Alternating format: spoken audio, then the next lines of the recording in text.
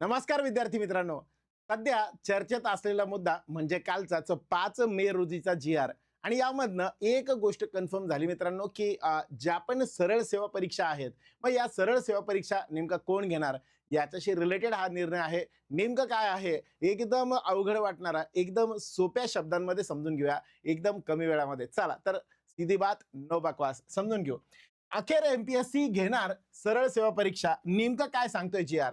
दोन प्रकारच्या पद्धती आहे. एक जुनी पद्धती होती, एक नवी पद्धती. मग ह्या पद्धतीमध्ये बदल नेमके काय झाले? जुनी पद्धती, प्रत्येक विभागाच्या स्वतंत्र परीक्षा व्हायच्या. 50 विभागांसाठी 50 वेगवेगळे फॉर्म आणि पैशांचा आणि वेळेचा अपव्यय व्हायचा. याच्यावरती एक कमिटी बसवून विचार करण्यात आला. एक नवीन मेथड आणली होती, ज्या मेथडच्या माध्यमातून गट ब अराजपत्रित आणि गट क सर्व पद ही एमपीएससी कडे आले. समान पदांसाठी आता एकच सामायिक परीक्षा द्यावी लागणार, ज्याला आपण पूर्व असं नाव दिलेलं आहे. नेमकं कसं, तर याला म्हणतात कॅडर बकेटिंग. जर मी म्हटलं समजा केरला वगैरे बऱ्याचशा वेगवेगळ्या स्टेट ज्या आहेत, त्या स्टेटच्या पीएससी ज्या असतात, स्टेट पीएससी यांचा अभ्यास करून ही पद्धती बनवण्यात आली होती. राज्यांच्या विविध विभागात क्लर्क सारखी समान पदे विखुरलेली असतात. ठीक आहे. प्रत्येक विभागाची वेगळी परीक्षा घेण्याऐवजी सर्वांची मिळून एकच मेगा परीक्षा होईल, सगळ्या क्लरिकल डिपार्टमेंटसाठीची. यासाठी प्रशासकीय आणि तांत्रिक पदांचे विशिष्ट ग्रुप्स तयार करण्यात आलेत.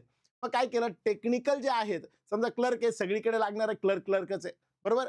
तांत्रिक पद जसं की इंजिनियर असेल किंवा अजून काय असतील, तर हे सेग्रिगेट करण्यात आले. मग याच्यासाठी जे आहे तर वेगळी पद्धती करण्यात आली, ग्रुप तयार करण्यात आले. हे नेमके कसे केले? मग असे एक group A, group B, group C आणि टेक्निकल, असे 4 वेगवेगळे संवर्ग करून टाकलेले आहेत. 4 वेगवेगळ्या पद्धतीचे ग्रुप्स तयार केलेले आहेत. मग यामध्ये जर मी म्हटलं समजा पदांची विभागणी कशी करण्यात आली आहे, 2 मुख्य पद प्रकार. एक म्हणजे ऍडमिनिस्ट्रेटिव्ह पद आहे आणि दुसरं तांत्रिक पद आहे. याच्यामध्ये जवळपास 252 एकूण संवर्ग येतात आणि याच्यामध्ये गट 17 गटांमध्ये हे सगळेच्या सगळे पद जे आहेत ते विखुरलेले आहेत. मग तयार केलेले गट 17 गट. या 17 गटांमध्ये नेमके कोण कोण येतात त्याबद्दल मी सांगतो, जेणेकरून आपल्याला एक अंदाज येईल नेमकं कशाबद्दल बोललं जातंय. तांत्रिक पद म्हणजे टेक्निकल पद असतील, ज्याच्यामध्ये 121 एकूण संवर्ग आहेत आणि तयार केलेले गट 29 गट आहेत. मग आता हे 17 पद म्हणजे नेमकं काय, 17 गटांपैकी काही ऍडमिनिस्ट्रेटिव्ह पद जे आहेत त्यामध्ये नेमकं कोण कोण आहे? क्लर्क आहे, हा या 17 गटांपैकी एक आहे. तलाठी असेल, ग्राम महसूल अधिकारी असेल, त्यानंतर कालवा निरीक्षक असेल, स्वच्छता निरीक्षक असेल किंवा राज्य उत्पादन शुल्क उपनिरीक्षक असेल, एक्साइज एसआय ज्याला म्हणतो आपण. तो ओव्हरऑल जर मी म्हटलं समजा हे 6 पद ह्या 17 गटांपैकी एक आहेत, 17 गटांपैकी आहेत. ठीक आहे. म्हणजे ह्या लेवलचे ऍडमिनिस्ट्रेटिव्ह टास्क असणारे प्रशासकीय पद जे आहेत, ते प्रशासकीय पद भरण्यासाठी जे आहे, तर एक 17 गटांचे 17 वेगवेगळे गट याच्यामध्ये करण्यात आलेले आहेत. 29 गट जर मी म्हटलं, याच्यामध्ये प्रमुख तांत्रिक पद टेक्निकल अजून कोणते कोणते येतात? सहाय्यक कृषी अधिकारी आहे, तो या गटामध्ये येतो.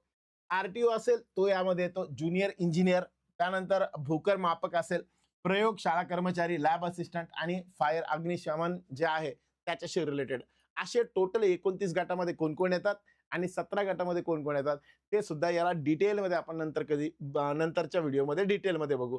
सध्या सगळ्या एकत्रच म्हटल्यानंतर थोडासा गोंधळ होईल. हे इंट्रोडक्टरी व्हिडिओ आहे, ज्यामध्ये नेमकं जी-आर मध्ये ज्या सांगितलेल्या वेगळ्या गोष्टी प्लस जुन्या काही पद्धती या सगळ्यांना कंबाईन करून बनवण्यात आलेल्या आहेत.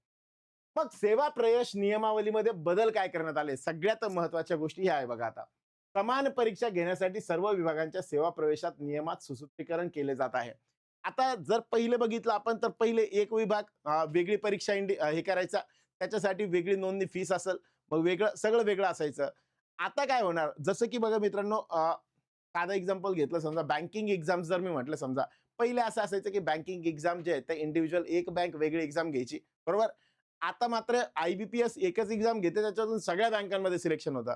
अगदी त्याच धर्तीवर एमपीएससी काम करायला सुरुवात करते, ज्यामधून एकच एक्झाम होणार आणि त्याच्या बेसवरती मुख्य विभागातल्या वेगळ्या वेगळ्या परीक्षा होतील. कळतंय? म्हणजे प्री एक्झाम कॉमन असेल, पण बाकी विभागावाईज वेगवेगळ्या एक्झाम होतील. मग यासाठी प्रत्येकाला काय करावं लागेल, ऍडव्हान्स नोटीस द्यावी लागेल. बिंदू नामावली असेल, म्हणजे पहिले किती जागा आहेत प्रत्येक ठिकाणच्या त्या पहिले मागवण्यात येतील. अशा भरपूर गोष्टी ज्या आहेत त्या बदल केल्या जातील. शैक्षणिक पात्रता असेल, त्याच्यानंतर कामाचा अनुभव आहे का आणि प्रमाणपत्राच्या काही अटी, या सगळ्या नियमांवरती एकाच छत्राखाली हे सगळंचं सगळं आलेलं असेल. एकाच छताखाली सगळं मिळेल.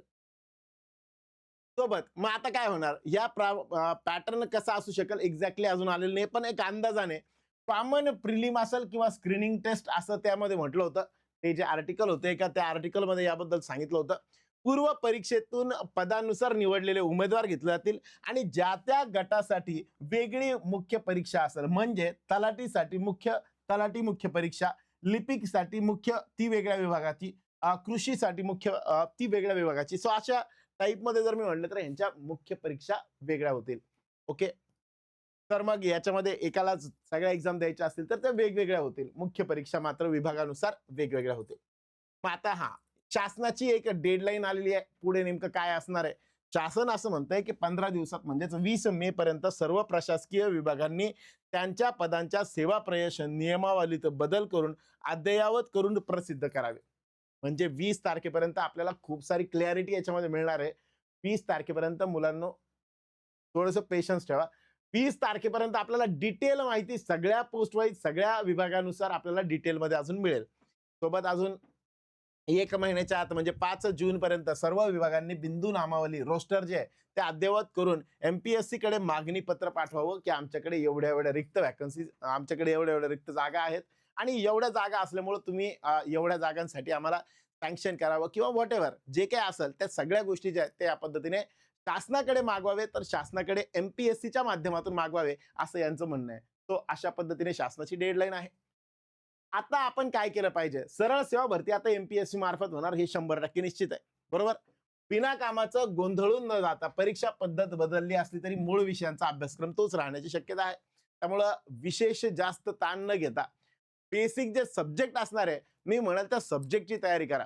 मग त्याच्यामध्ये असेल मराठी असेल, इंग्रजी असेल, त्यानंतर गणित, बुद्धिमत्ता, जनरल अवेअरनेस, जनरल नॉलेज असेल, यांची तयारी तुमची चालू ठेवा. एकदा थोडाफार म्हणजे जास्त गोंधळून न जाता प्रशासकीय किंवा तांत्रिक नेमका काय फरक आहे याच्यावर जास्त चर्चा करत बसण्यापेक्षा मी म्हणेल अभ्यासावर फोकस करा. जे पण विषय आहेत त्या विषयांना प्रॉपरली समजून घ्या. बऱ्यापैकी काम आपलं यातून होऊन जाईल. चालेल? तो ही माहिती जे कालच्या जी-आर बद्दल होती ती एवढी माहिती.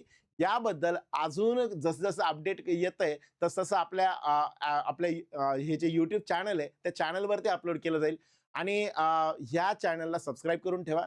सोबत व्हिडिओ आवडला असेल तर लाईक करा आणि तुमच्या मित्रांपर्यंत पण नक्की याला पोहोचवा. Thank you very much.